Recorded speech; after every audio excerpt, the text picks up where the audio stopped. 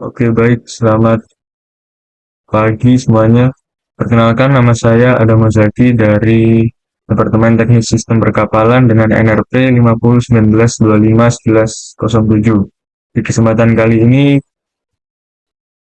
kita akan bahas soal-soal fisika mekanika. Ada beberapa soal, jadi tanpa lama-lama kita langsung saja masuk ke pembahasannya.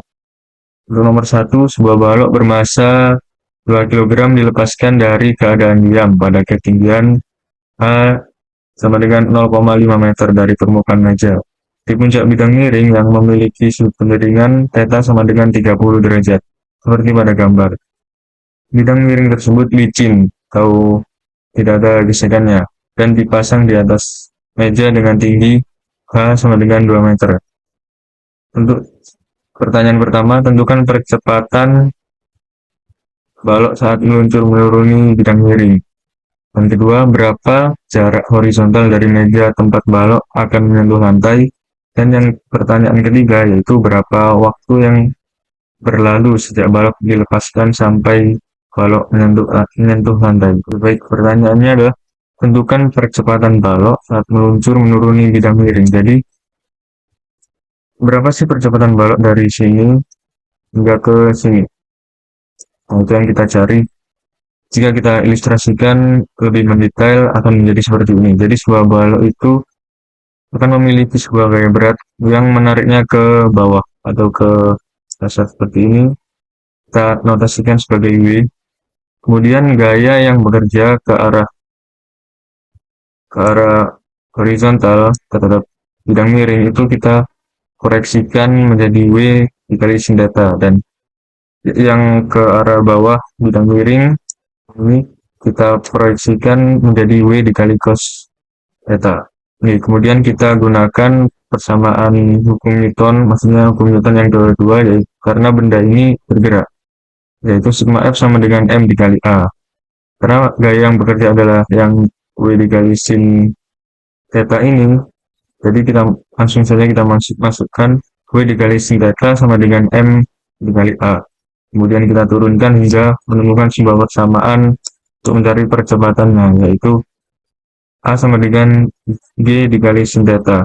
Kita masukkan saja menggunakan kalkulator dan kita bisa menemukan nilai A-nya, yaitu 4,9 meter per second kuadrat. Kemudian pertanyaan yang kedua yaitu jarak horizontal dari meja tempat balok akan menyentuh lantai. Jadi yang ditanyakan adalah yang R ini.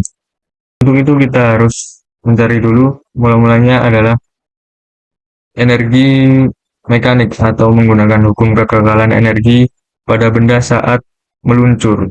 Jadi kita tinjau benda yang awalnya diam ya, kemudian dilepaskan memiliki sebuah gaya.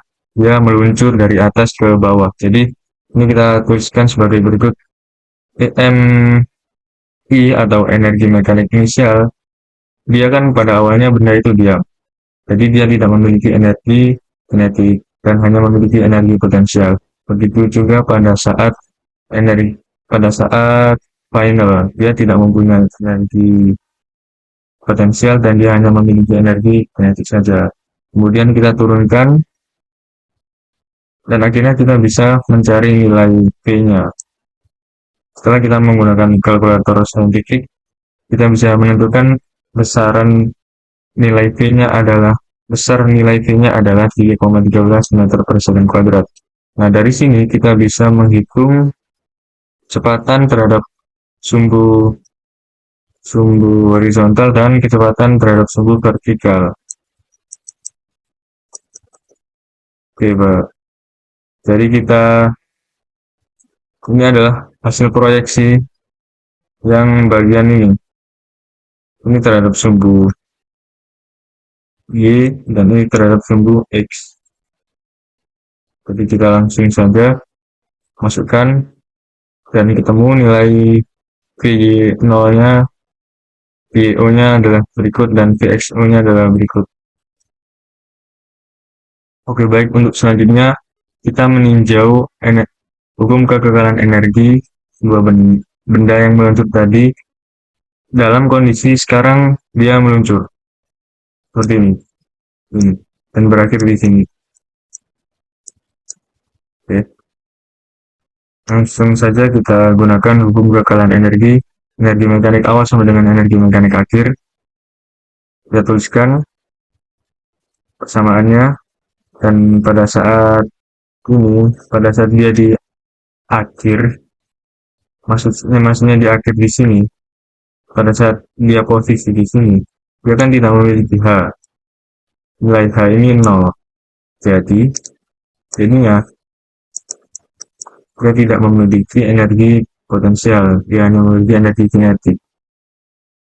Oke, jadi kita terus turunkan saja, dan akhirnya kita menemukan sebuah persamaan kecepatan yang bekerja pada saat benda setelah meluncur, yaitu sebagai berikut.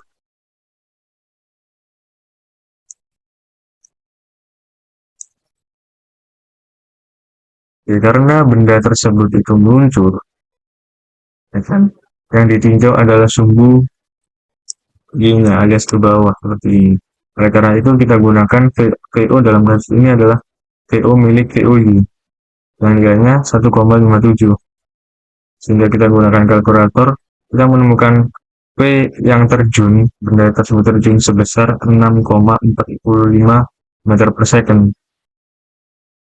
Kita tentukan P rata-ratanya adalah 4,01 meter per second.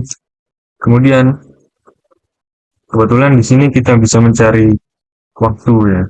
Kita bisa mencari waktu pada saat benda setelah meluncur. Ini adalah kondisi ketika kita bisa mencari waktu atau kita bisa mencari hal lain pada kasus yang tidak kita perhitungkan saat ini. Mungkin kedepannya ini akan berguna. Jadi kita tulis saja why not. Oke. Setelah kita menemukan ini atau V rata-rata dia terjun, oke. Kita bisa gunakan ya, dan manfaatkan waktu yang saat dia bekerja itu tadi dengan menggunakan persamaan VST, segitiga VST, jarak kecepatan dan waktu. Jaraknya R, kecepatannya Vx karena dia sejajar dengan sumbu X, R itu sejajar dengan sumbu X, dan berapa lama atau waktu yang dibutuhkan benda tersebut jatuh ke lantai. Oke, kita substitusikan saja R sama dengan Vx kali T. Bentar, ini mulai. Loh, tidak. Bentar, ada sedikit error. Baik, jadi kita tinggal substitusikan saja R sama dengan Vx kali T. R sama dengan 2,71. Kita gunakan kalkulator dan kita menemukan nilai R atau jarak yang ini, besaran jarak ini kenapa sangat error sekali. Besarnya R ini adalah 1,35. Oke, ternyata alasan kita menghitung waktu padahal yang ditanyakan adalah kecepatan, karena nilai untuk mencari kecepatan atau untuk mencari jarak itu kita harus membutuhkan kecepatan dan waktu yang dibutuhkan benda tersebut atau sistem tersebut bekerja. Di sini kita menemukan waktu yang bekerja adalah 0,499 second dengan cara meninjau benda tersebut jatuh. Kondisi dari benda tersebut jatuh dari sini hingga ke sini. Oke, baik. Kita lanjutkan ke C. Waktu ketika balok dilepas hingga menyentuh. Jadi inti pertanyaan dari nomor C itu adalah berapa total waktu yang dibutuhkan sistem untuk bekerja. Oke, ini sebenarnya kita bisa kerjakan saja dengan persamaan yang cukup mudah, yaitu A sama dengan kecepatan A itu percepatan, percepatan sama dengan kecepatan terhadap waktu, dibagi waktu. Kita bisa, yang ditanyakan adalah berapa waktunya. Jadi, karena kita sudah tahu percepatannya dan kita sudah tahu juga kecepatannya, jadi bisa kita substitusikan sebagai berikut. Waktu yang dibutuhkan oleh sistem atau ini adalah kecepatan dibagi dengan percepatan. Tinggal kita substitusikan nilainya dan ketemu 0,64 second.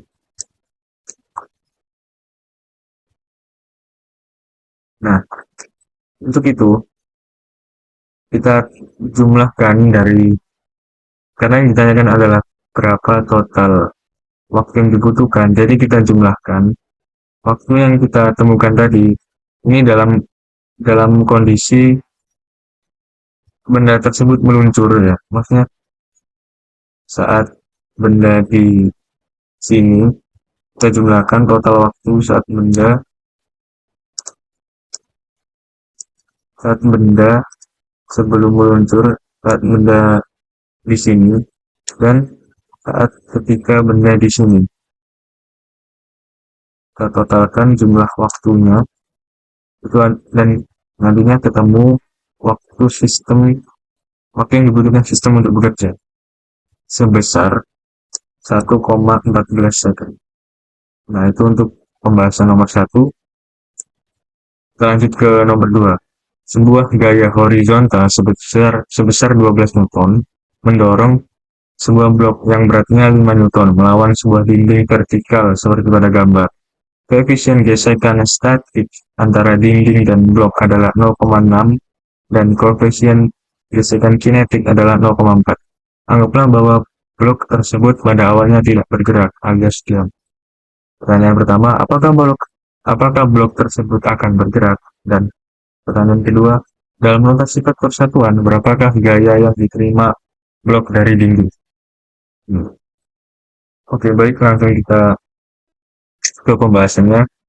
Jika kita uraikan, gaya yang bekerja pada sistem berikut adalah sebagai berikut. Ini adalah gaya yang bekerja pada sistem. Oke, baik. Selanjutnya, apakah balok akan bergerak? Untuk itu kita harus tahu dulu besaran gaya gesek statis yang bekerja pada benda. Kita cari dulu gaya gesek statis sama dengan mu s dikali n, dengan mu s 0,6 dan gaya yang diberikan benda oleh benda ke dinding sebesar 12 Newton. Kita kalikan saja dan ketemu besaran gaya gesek statis yang bekerja pada benda adalah 7,2 Newton. Karena gaya gesek statis benda tersebut lebih besar terhadap W yang nilainya hanya 5, maka benda tersebut akan tetap diam karena gaya gesek lebih besar daripada W atau gaya yang menariknya ke bawah. Artinya gesekan statis itu cukup untuk menopang benda ini agar tetap diam di sini. Jadi seperti itu. Dan untuk gaya yang diterima dari dinding, ingat, yang perlu kita garis bawahi adalah dari dinding. Artinya apa? Artinya dinding ini mendapatkan 12 Newton ke arah kanan. Dan dia mendapatkan gaya 5 Newton ke arah mana? Ke arah bawah. Jadi notasi vektornya adalah seperti ini.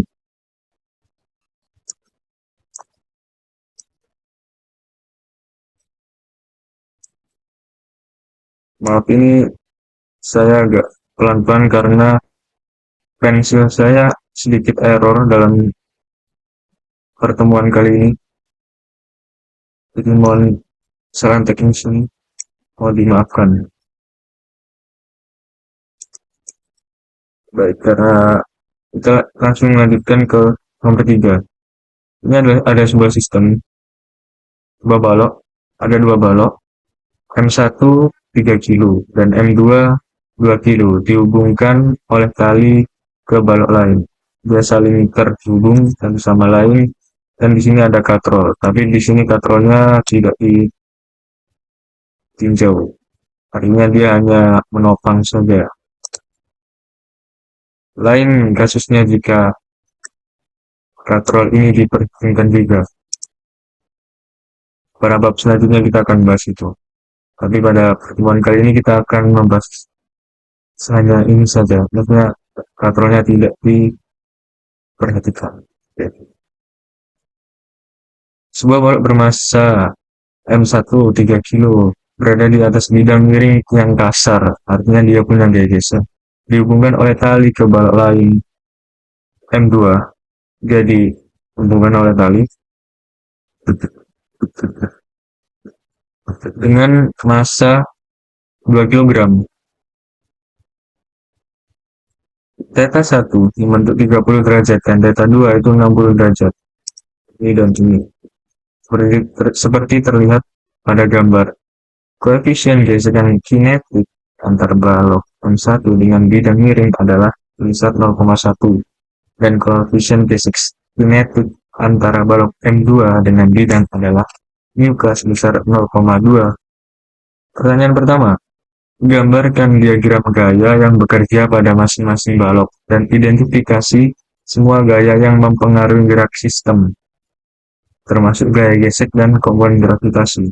Pertanyaan kedua, tentukan percepatan kedua balok setelah dilepaskan dari keadaan diam dengan mempertimbangkan gaya gesek pada masing-masing balok. Gaya gesek diperhitungkan pada kasus ini, oke. Kemudian pertanyaan yang ketiga, hitung tegangan tali yang bekerja antar kedua balok.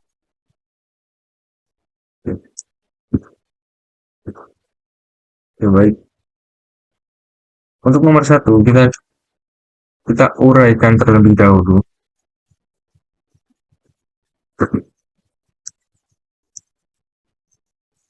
Kita uraikan dulu gaya yang bekerja. Kita pisah agar tidak terlalu sulit.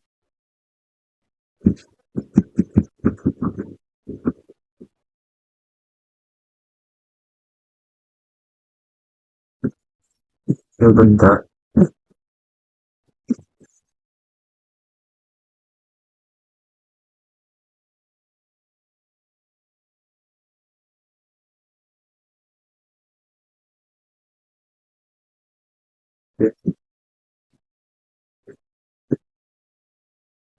Kita uraikan dulu, kita bagi dulu kasusnya agar kita mudah untuk menguraikan. Jadi seperti ini kita potong ini menjadi dua bagian yang berbeda seperti ini. Oke. Jadi setelah kita uraikan, kita tinjau. Misal kita tinjau dulu dari M1 yang sebelah sini. Ini adalah M1, oke, yang bagian ini. Kita gambarkan gaya yang bekerja pada sistem M1 ini. Tentunya gaya benda tersebut memiliki gaya berat yang menariknya ke bawah. Ini adalah W atau gaya berat. Gaya berat ini kita proyeksikan ke sumbu ini menjadi W sin theta. Ini kita proyeksikan juga ke sumbu ini menjadi W cos theta, W1 cos theta. Jangan lupa, di sini ada gaya gesek yang bekerja, yaitu ini arahnya ke sini. F kinetik, ya. Gaya gesek kinetik milik benda satu. Dan ada tegangan tali juga yang menarik kedua benda ini.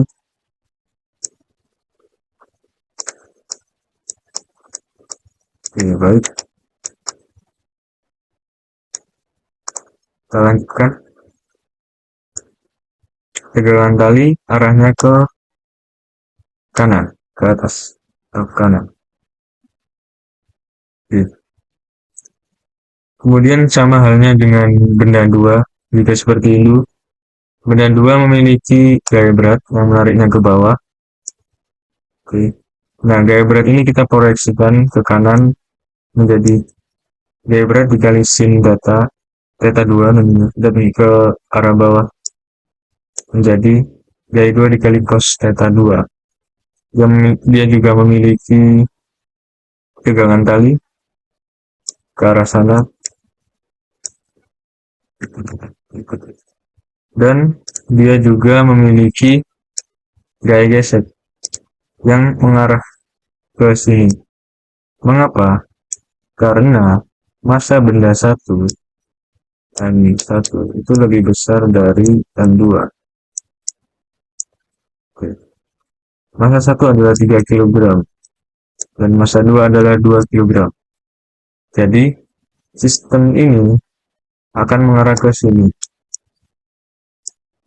Oke. Ini kita tentukan juga untuk besaran gaya gesek yang bekerja. Ini gaya gesek kinetik 1 dan gaya gesek kinetik 2. Selanjutnya, pertanyaan kedua, tentukan percepatan balok. Pada benda satu, kita tinjau karena benda ini bergerak. Kita gunakan hukum Newton yang kedua, yaitu sigma F sama dengan M kali A. Kita tuliskan gaya yang bekerja pada benda satu, yaitu W1 kali sin theta 1 dikurangi oleh W1 gaya gesek dikurangi oleh gaya gesek yang besarnya adalah W1 cos theta dikali mu K1 dikurangi juga tegangan kali yaitu T sama dengan M1 dikali A. Dan juga benda dua itu, oh ya, ini kita sepakati dulu, yang mengarah ke kiri atau mengarah ke sini itu positif, positif, positif. Dan yang mengarah ke sini itu negatif. Oke. Karena benda bergerak ke sini. Dan yang berlawanan dengan arah gaya itu kita anggap negatif. Oke. Untuk benda dua ditarik oleh T, oleh tegangan tali, dan dia dihambat oleh gaya gesek Fk2 dan gaya berat yang telah diproyeksikan, yaitu W2 dikali sin theta 2. Sehingga dapat dituliskan persamaannya sebagai berikut.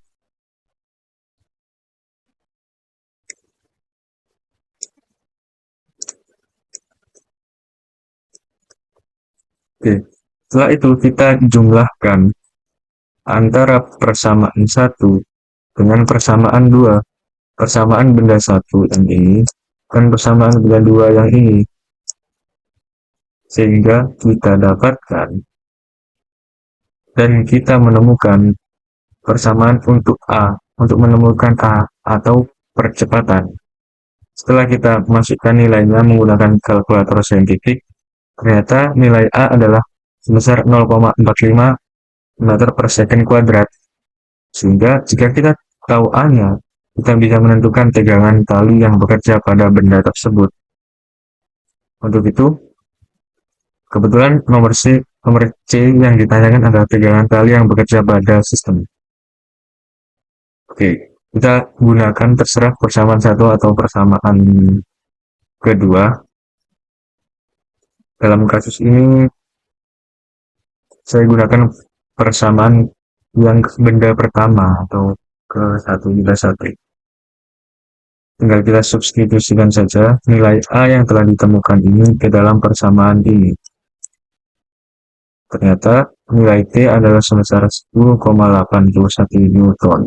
Ini adalah tegangan tali yang bekerja pada sistem. Oke.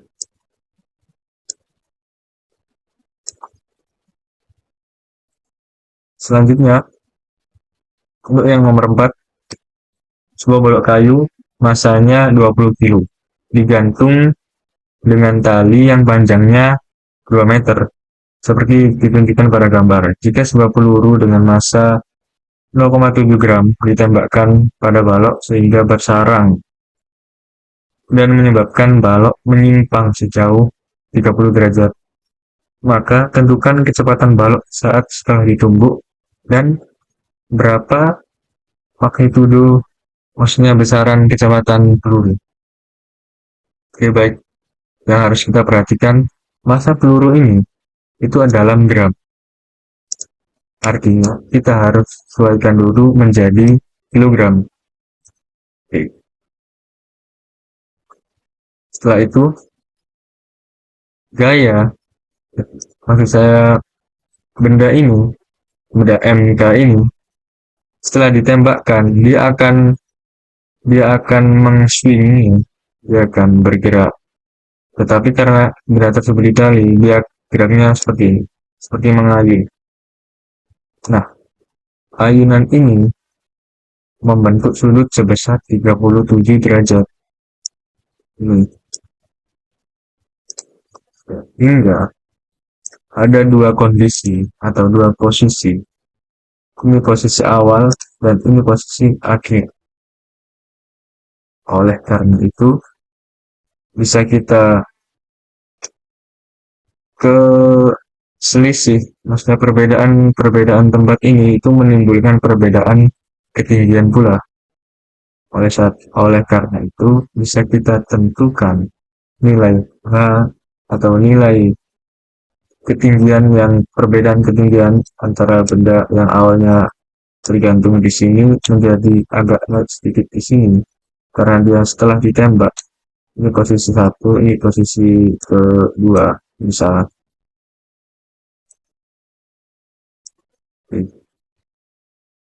Jadi kita bisa hitung selisih ketinggiannya dengan memanfaatkan besaran sudut yang telah diketahui. Tuh. Ini saya menggunakan sudut 53 derajat, sini 53 derajat.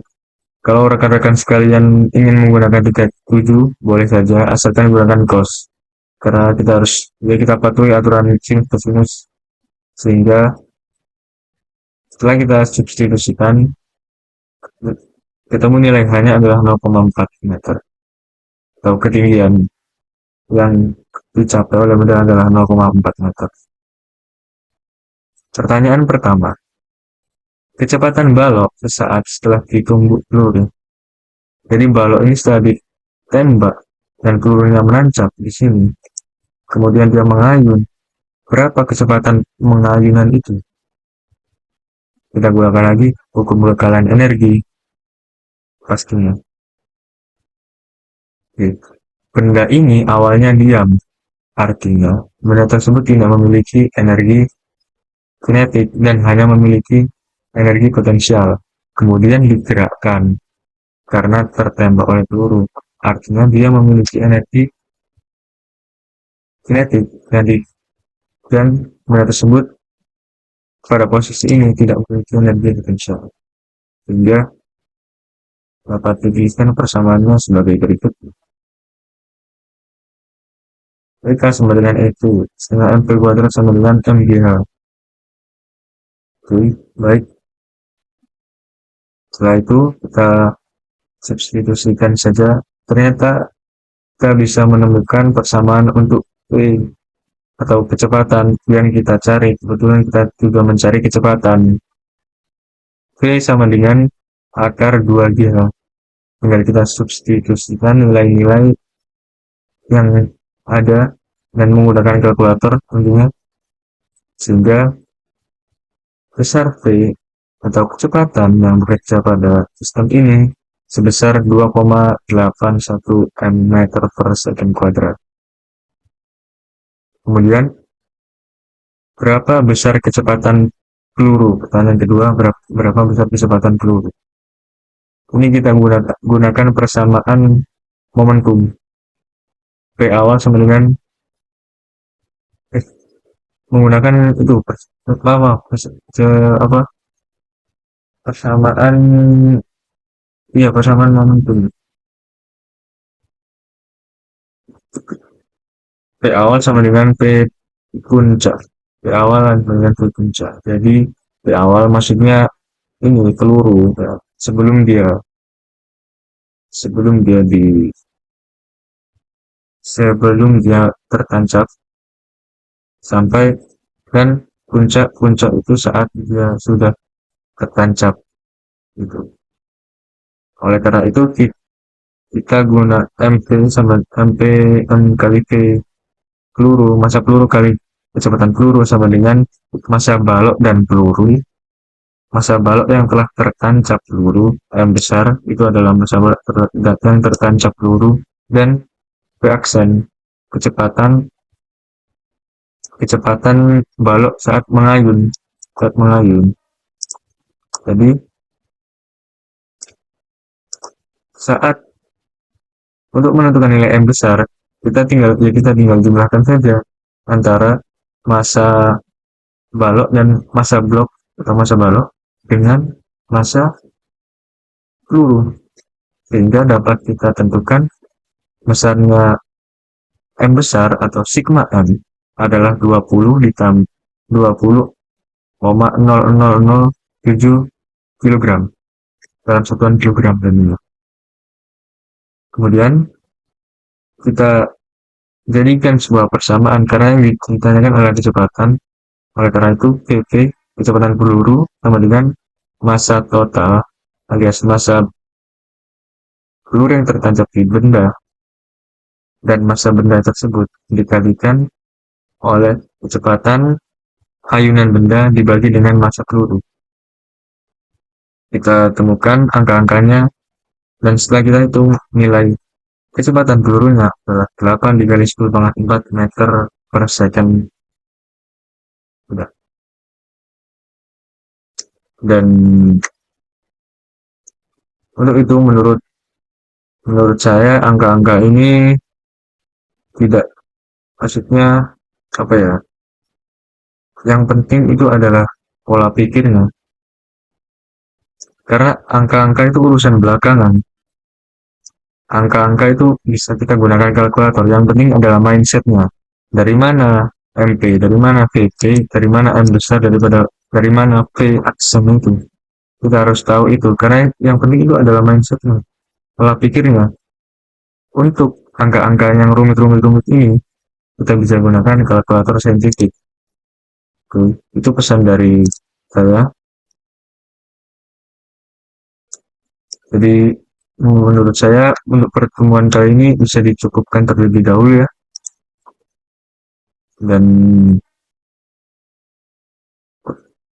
Dan terima kasih atas perhatian perhatian kalian semua, perhatiannya yang menyimak hingga akhir. Terima kasih.